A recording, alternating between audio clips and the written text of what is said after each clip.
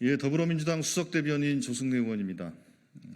오늘 두 건의 오전 브리핑을 드리도록 하겠습니다.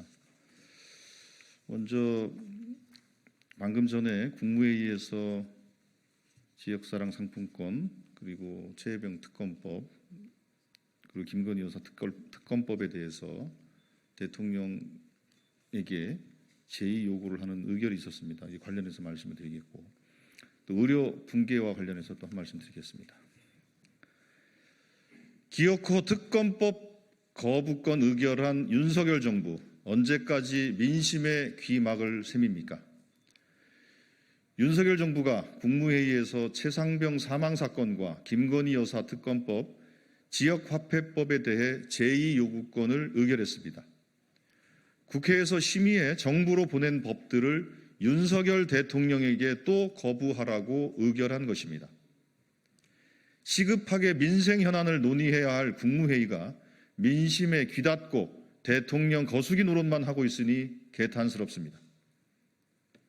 정부는 무너진 공정과 상식을 바로잡고 다급한 민생 위기를 극복하라는 국민의 목소리가 정녕 들리지 않습니까? 최혜병 사망 사건이 발생한 지 1년도 더 지났습니다. 하나뿐인 외아들을 나라에 맡겼다가 영영 만나지 못하게 된 부모님은 간절하게 진상규명을 호소하고 있습니다. 그 애처로운 바람을 수차례 묵살하는 윤석열 정부의 잔인함이 놀랍습니다. 양파처럼 까도 계속 나오는 김건희 여사 의혹들은 특검만이 실체를 파헤칠 수 있습니다. 국민의 압도적 다수가 특검법에 찬성하고 있습니다. 의료 대란과 민생 파탄에도 윤석열 정부는 영부인 지키기에만 안간힘을 쓰고 있으니 국민은 더욱 절망스럽습니다. 국민께서 위임한 권력으로 배우자를 지키는 대통령이야말로 헌법 정신 위배입니다. 올해 전체 취업자 가운데 자영업자가 차지하는 비중이 통계 작성 이후 처음으로 20%로 떨어졌습니다. 지역화폐법은 코로나 때보다 더 어려운 민생 경제를 진작하기 위한 법입니다. 무너져가는 민생 경제를 대체 언제까지 외면할 셈입니까? 윤석열 정부는 김건희 여사를 지키기 위한 노력에 10분지 1만이라도 민생을 돌보는데 쓰십시오. 윤석열 대통령이 성난 민심을 외면하고 거부권을 행사한다면 국민께서 이제 윤석열 정부를 거부할 것입니다.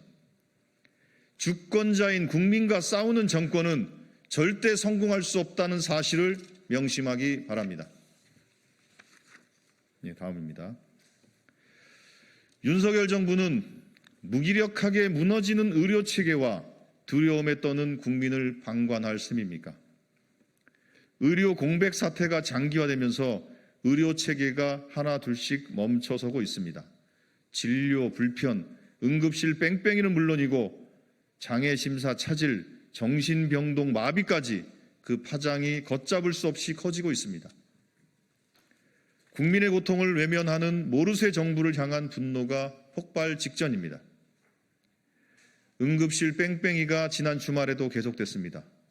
소아 당뇨를 앓고 있는 8세 어린이가 인슐린을 못 맞은 채 길바닥을 헤매다 무려 110km 떨어진 병원으로 이송됐습니다.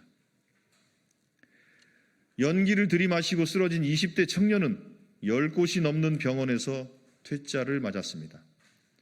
감염병 의심 환자가 10시간 넘게 검사를 받지 못하는 아찔한 상황도 벌어졌습니다.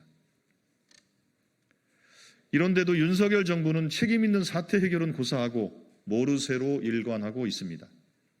국민도 야당도 심지어 여당까지 의료 대란이 심각하다고 지적하는데 정부만 부정하고 있습니다. 의사 탓, 국민 탓만 하며 여야 의정 협의체를 표류시키고 있습니다. 국민의 고통을 외면하는 아주 파렴치한 정부입니다. 이러니 의료인력 추계기구를 신설하겠다는 정부 방침도 공연불에 불과한 것입니다. 애초에 아무 근거도 없이 2,000명이라는 숫자를 던져서 이 파국을 만든 건 윤석열 정부입니다. 그런데 주먹구구식 정책 추진에 대한 아무런 반성도 사과도 없이 이제 와서 인력 규모를 논의하자고 하면 누가 그 진위를 믿겠습니까? 윤석열 정부는 지금이라도 대통령 사과, 책임자 문책으로 진정성을 보여주십시오. 대통령부터 이제 그만 고집을 꺾겠다고 선언하십시오. 계속되는 불통과 독선으로 의료 붕괴가 돌이킬 수 없는 지경에 이른다면 국민의 분노는 오롯이 정부를 향할 것임을 경고합니다. 이상입니다.